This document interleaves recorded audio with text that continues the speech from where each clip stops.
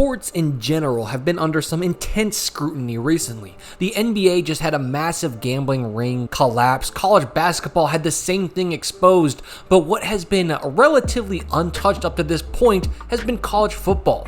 But one game was about to bring all of that into question, a game that was so outrageous it is either the greatest collapse or the most rigged game of football we have ever seen. But to truly understand why people are speculating so hard on this, we have got to go back. So first, let's start off with the controversy. The FBI themselves came out with this bombshell case with NBA players and coaches alike who apparently teamed up with the mafia in a sports betting ring. This, to many, validated the concerns of sports fans of how betting, specifically on player props, would eventually be used by players to line the pockets of any interested party willing to make those behind-the-scenes deals. And before we could truly get over that debacle, another bombshell dropped as 14 more people were arrested in the college basketball version of this scandal as the bottom seemed to be falling out. But like I alluded to, none of these were football teams, and frankly, it was and still is my belief that football's just a little bit too complicated with too many moving parts to be rigged like basketball, and that players just don't have enough agency of what's going on in the game to make those things happen.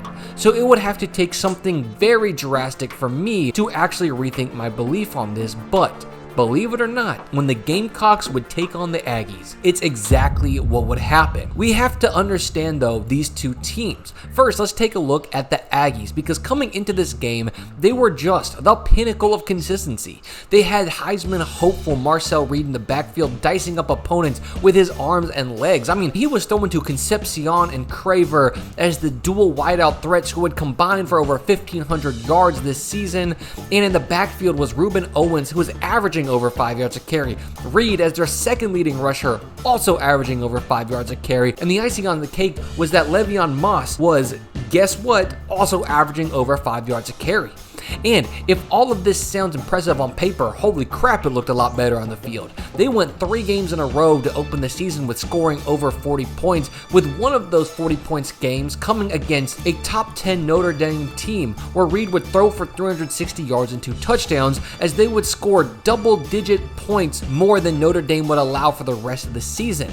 And while the following week they would be in a low-scoring, grindy affair, the Aggies were still staunchly in control that entire game. Now, once that anomaly was in the rear view, it was back to just smacking down teams. I mean, 31-9 over Mississippi State. Florida would get their score doubled. Arkansas would be a boat race in a 45-42 win before number 20 LSU would get demolished and Missouri would follow suit.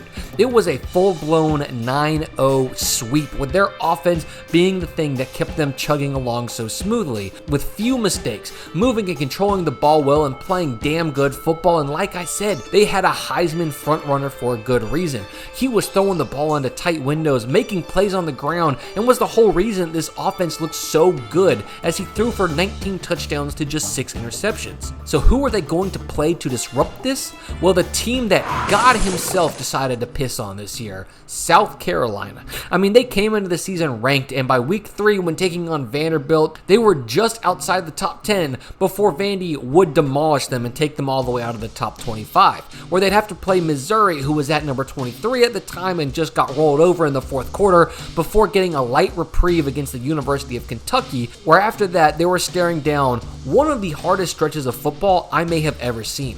I mean, they would have to face down number 11 LSU, number 14 Oklahoma, number 4 Alabama, number 7 Ole Miss, and when it was all said and done, take on the team of the hour, number 3 Texas A&M. But it's not like South Carolina would prove that they were sneakily contenders in this mix. I mean, LSU would crush them 20-10. Oklahoma would do the same as they fall 26-7 before they would be able to keep it close, but an untimely Lenoris Sellers fumble late in the game would cost them a chance to win against Alabama. Now, you'd think this would get them fired up to take on the Rebels for their yearly top 25 upset, but holy shit, that could not be further from the case, as they would get throttled in a 30-14 beatdown as South Carolina cemented themselves, at the very least for this year, outside of the top half of the SEC. Now, I just want to say the reason they're so cursed is that they have literally played the absolute best the SEC has to offer outside of Texas and Georgia. You're looking at not only a significant portion of the top 25, but some real contenders in the top 10 in this gauntlet.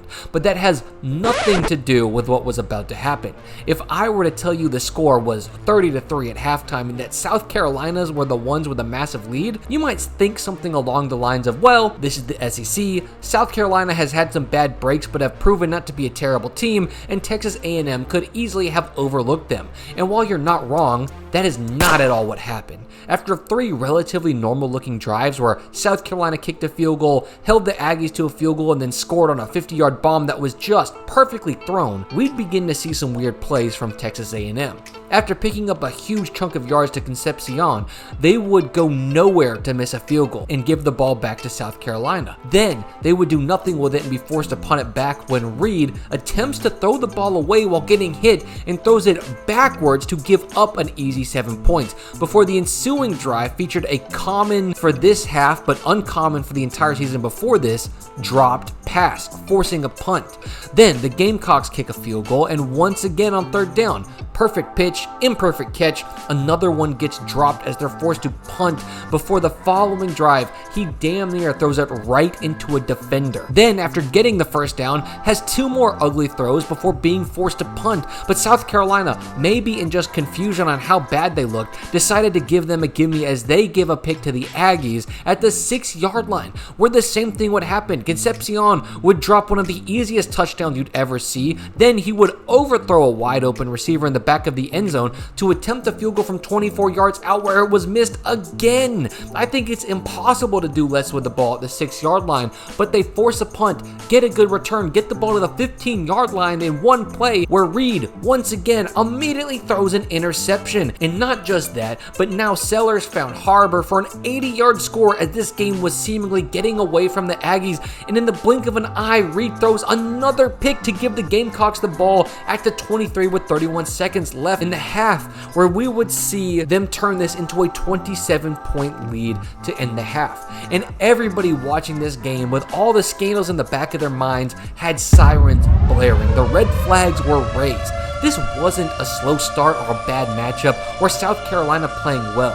I think everybody has an idea of how improbable the string of circumstances, with perfectly thrown passes being dropped, ugly interceptions, the whole 9 yards, felt in our heads as we were sitting on a half that was beyond the anomaly zone for coincidences. But what was even weirder was the second half. The half that proves how obscene the first half was, as the Aggies played literally perfect. I mean, drive after drive, perfect play after perfect play. They methodically marched down the field and scored. They would get the ball back and do it again, get the ball back and in 2 scores do it again, before forcing another punt where they would start on the 1-yard line and pulling off not just a great drive, but one with only a single incompletion as they go 98 yards, not only to score, but to fully erase a 27-point deficit in less than a half, where they were about to do it again before they fumbled the ball, where they were able to hold off the Gamecocks, who, mind you, did not score a single time this half. And this altogether was so strange. Sure, it could have just been one of the best teams in the country playing their worst half ever before suddenly coming back to life, that just left everybody scratching their heads as to how they could have possibly played so bad to begin with, on top of a team blowing a 27-point lead. But I think everybody, including the FBI, was going to be looking at this game a little sideways. And it's not bad, with everything going on, to dig a little deeper and make sure there's nothing fishy going on, because holy crap, it sure felt like there was.